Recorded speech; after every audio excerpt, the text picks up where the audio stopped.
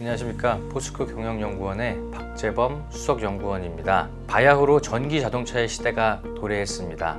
전기 자동차의 시대에 리튬이 왜 중요하고 얼마나 중요한지 오늘 영상에서 여러분들에게 말씀을 드리도록 하겠습니다. 캐즘 이론이라는 말을 많이 들어보셨을 겁니다. 캐즘 이론이라는 것이 새로운 제품이나 기술이 시장에 나왔을 때 얼만큼 기존 제품과 기술을 잠식해 나가느냐, 이 부분을 수치화해서 나타낸 것인데요. 캐즘 이론을 한번 접목을 해보면 전기 자동차는 1차 캐즘, 가장 넘기 힘들다는 죽음의 계곡을 이미 넘어섰습니다. 그리고 2차 캐즘을 넘어서서 이제 메인스트림을 향해 달려가고 있습니다. 2차 캐즘을 넘기 위해서 리튬의 역할이 굉장히 중요한 상황입니다. 전기 자동차가 최근에 발명된 제품이라고 생각하기 쉬운데요. 전기 자동차는 내연기관 자동차와 공존을 해왔습니다. 자동차 산업의 역사가 130년 정도가 되는데요. 주도권 다툼을 처음에 만들어졌을 때부터 이제 해왔습니다. 1886년에 칼 벤츠가 최초의 상용화된 내연기관 자동차를 만듭니다. 그리고 2년 뒤에 1888년에 최초의 전기 자동차가 세상의 모습을 드러내게 됩니다. 초기에는 자동차 시장에서 오히려 전기 자동차가 내연기관 자동차보다 점유율이 더 높았습니다. 전기 자동차가 1900년대 초반에 미국의 자동차 시장 점유율을 살펴보면 38% 정도의 점유율을 전기 자동차가 차지하고 있는데요. 스팀 자동차와 전기 자동차가 가장 비중이 높았습니다. 그리고 내연기관 자동차는 전기 자동차의 절반 정도 수준에 불과한 그런 상황이었습니다. 그리고 1900년에 미국에서 가장 많이 팔린 베스트셀링카를 살펴보면 마찬가지로 전기차가 되겠습니다. 전기차가 이렇게 초반에는 시장에서 굉장히 많이 사용이 되었는데 치명적인 단점을 가지고 있었습니다. 바로 배터리 기술이 그 당시만 해도 발전이 안 되어 있기 때문에 전기 자동차를 한번 충전했을 때 주행할 수 있는 거리가 굉장히 짧다라는 점이 치명적인 단점이었습니다. 시간이 지나면서 도로망이 발전이 되면서 이런 배터리 기술의 한계가 치명적인 단점으로 이렇게 작용을 해서 전기 자동차가 시장에서 점차 사라지는 것이 아니냐, 이런 우려를 겪게 되었습니다. 하지만 모빌리티는 계속 진화하고 있습니다.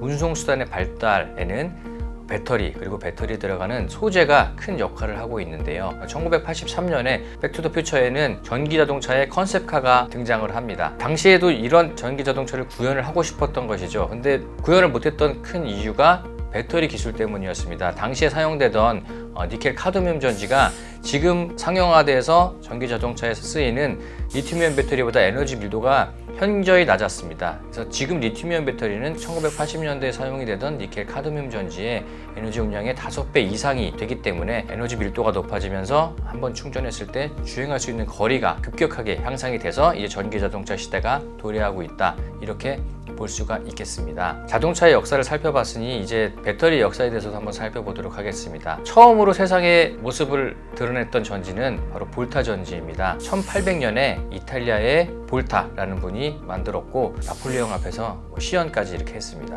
볼타 전지의 원리는 구리 양극판 그리고 아연 음극판, 이 교대로 이렇게 적층이 되어 있고요. 그 사이를 전선으로 연결을 해서 전위차에 의해서 전류를 발생시키는 그런 원리가 되겠습니다. 지금 보면 굉장히 단순한 원리인 것 같지만 당시만 해도 굉장히 획기적인 그런 발견이었다고 볼 수 있습니다. 볼타 전지 이후에도 여러 가지 형태의 전지가 세상의 모습을 드러냈는데 가장 중요한 전지는 두 가지입니다. 1886년에 나온 건전지, 지금도 사용이 되고 있는 그런 타입의 전지가 되겠습니다. 그리고 1942년도에 요즘도 많이 사용이 되고 있는 수은전지, 이 두 가지 형태의 1차 전지가 세상의 모습을 드러내는데요. 이러한 1차 전지의 가장 큰 단점은 수명이 다 되면 버려진다는 것입니다. 그래서 사람들이 충전과 방전을 거듭하면서 여러 번 사용을 할 수 있는 전지가 없을까라고 하면서 이제 2차 전지를 생각을 하게 되었습니다. 최초로 세상의 모습을 드러낸 2차 전지는 1859년에 개발된 납축전지입니다. 프랑스의 가스통 플랑테라는 사람이 만든 전지가 되겠고요. 이러한 납축전지는 최근에도 자동차에 처음에 시동을 걸 때라든지 이렇게 전력 공급용으로 많이 사용이 최근까지도 되고 있습니다. 리튬이온 배터리는 1985년에 등장을 하게 됩니다. 리튬이온 배터리의 등장에 큰 공헌을 세운 사람이 3명이 있는데요. 위팅엄 교수라는 분이 최초의 리튬이온 배터리를 발명을 했습니다. 그리고 초기에 사용되었던 LCO라는 양극 소재를 개발한 굿 이너프라는 교수님, 요 분도 큰 공헌을 했고요. 마지막으로 리튬이온 배터리의 상용화에 큰 공헌을 하신 분이 일본의 요시노 박사라는 분입니다. 이 세 분이 리튬이온 배터리의 발견과 상용화에 큰 공헌을 한 공로를 인정받아서 2019년에 노벨 화학상을 수상을 하게 됩니다. 리튬이온 배터리의 원리에 대해서 한번 살펴보겠습니다. 리튬이온 배터리의 구성은 크게 양극재, 음극재, 그리고 전해질, 그리고 그 사이를 이렇게 막고 있는 분리막, 이렇게 네 가지로 구분이 됩니다. 리튬이온 배터리, 말 그대로 리튬이온이 이제 양극과 음극 사이를 이동을 하게 되는데요. 리튬이온이 음극으로 이동을 하게 되면 충전이 되는 것입니다. 그리고 리튬이온이 외부의 전압에 의해서 양극으로 이동을 할 때, 그때 이제 에너지가 발생이 되면서 우리가 뭐 불이 켜진다든지 이런 전력을 공급받을 수 있게 되는데, 리튬이온이 왔다 갔다 하는 그런 원리를 가지고 있기 때문에 리튬이온 배터리는 양극 소재와 음극 소재가 조금 바뀐다 하더라도 리튬 자체는 계속 사용이 되는 그런 배터리가 리튬이온 배터리가 되겠습니다. 그러니까 뭐 전해질이 바뀌거나 분리막이 없어지거나 양극 소재, 음극 소재가 바뀐다 하더라도 리튬이온 배터리에서는 리튬은 언제나 쓰인다라는 부분을 기억하시면 되겠습니다. 그리고 리튬이온 배터리를 단면으로 한번 살펴보면 양극재, 분리막, 음극재가 이렇게 계속 쌓이면서 특히 원통형 배터리 같은 경우에는 이렇게 똘똘똘 말려있는 그런 형태의 단면을 취하고 있습니다. 이렇게 단면으로 보여드렸던 것이 배터리 셀이고요. 테슬라 모델 S의 예를 들면 444개의 셀이 하나의 배터리 모듈을 구성을 하고요. 그리고 16개의 모듈이 배터리 팩을 구성을 합니다. 하나의 배터리 셀을 만들기 위해서 굉장히 다양한 밸류체인, 이렇게 굉장히 복잡한 밸류체인으로 얽혀 있습니다. 여러 가지 원료와 소재들이 배터리 셀을 만들기 위해서 구성이 되고요. 전기차 시대의 가장 중요한 소재와 원료가 무엇인지 이 부분을 또 주목해서 살펴봐야 될 것입니다. 전기 자동차 원가에서 가장 비중이 높은 부분이 배터리입니다. 배터리 원가가 40%가 되고요. 40%의 배터리 원가 중에서 또 가장 높은 부분을 차지하는 것이 양극재가 되겠습니다. 양극재가 30% 정도의 원가를 차지합니다. 그리고 양극재 원가에서 또 가장 높은 비중을 차지하는 부분이 리튬인데, 리튬이 약 45% 정도의 원가를 차지합니다. 그러니까 리튬이 그만큼 중요하다라는 게 전기차 시대에 여러분들이 꼭 기억하셔야 될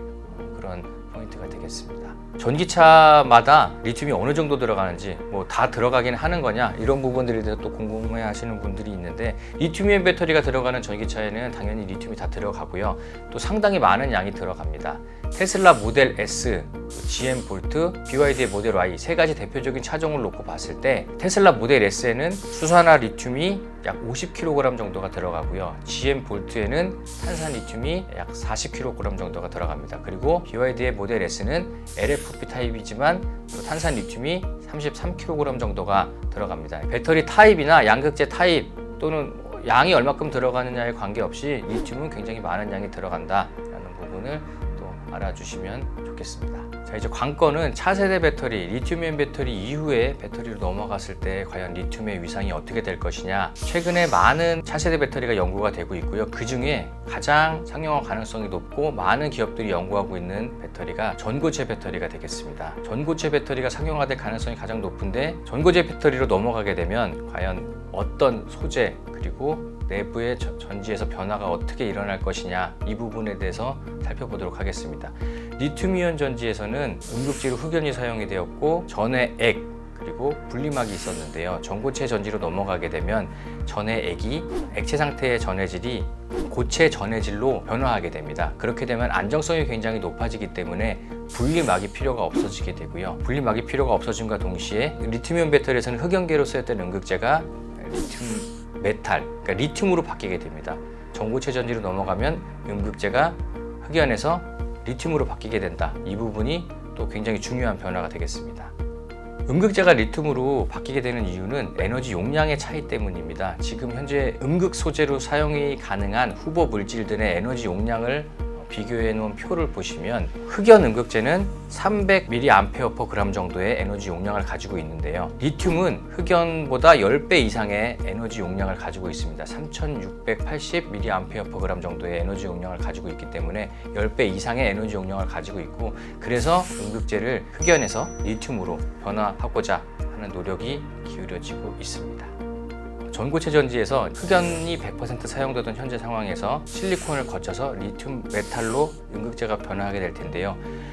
지금 당장 하기 어려운 이유는 실리콘이나 리튬이 에너지 용량이 높지만 리튬이 충방전을 거듭하면서 부풀림 현상이 일어나서 안정성이 떨어진다는 부분 때문에 상용화에 좀 어려움을 겪고 있습니다. 하지만 전고체 전지로 바뀌게 되면 고체 전해질로 바뀌면서 안정성이 높아지기 때문에 실리콘이나 리튬 메탈로 음극재를 변화하기에 훨씬 용이한 그런 환경이 조성이 됩니다. 음극재가 흑연에서 리튬으로 바뀌게 됨에 따라서 리튬의 사용량이 더욱 증가되고요. 그리고 전해 액이 지금 리튬이 극소량의 사용이 되었는데 고체 전해질로 바뀌게 되면 또 더 많은 리튬이 고체 전해질에 들어가게 됩니다. 그래서 지금 리튬이온 배터리에 사용되던 리튬이 전고체 배터리로 바뀌게 되면 리튬의 사용량이 더 많이 늘어나게 되고 그 늘어나는 양이 지금 리튬이온 배터리 대비해서 27%, 많게는 45%까지 리튬의 사용량이 증가하게 됩니다. 앞으로 차세대 배터리 시대가 되더라도 이처럼 리튬의 위상은 변함이 없다. 오히려 더 리튬의 위상이 높아진다. 이 부분을 오늘 영상에서 마지막으로 꼭 기억해 주셔야 될 부분이 되겠습니다. 다음 이 시간에는 이렇게 중요한 리튬이 어디서 만들어지고 어떻게 만들어지는지에 대해서 말씀을 드리도록 하겠습니다. 감사합니다.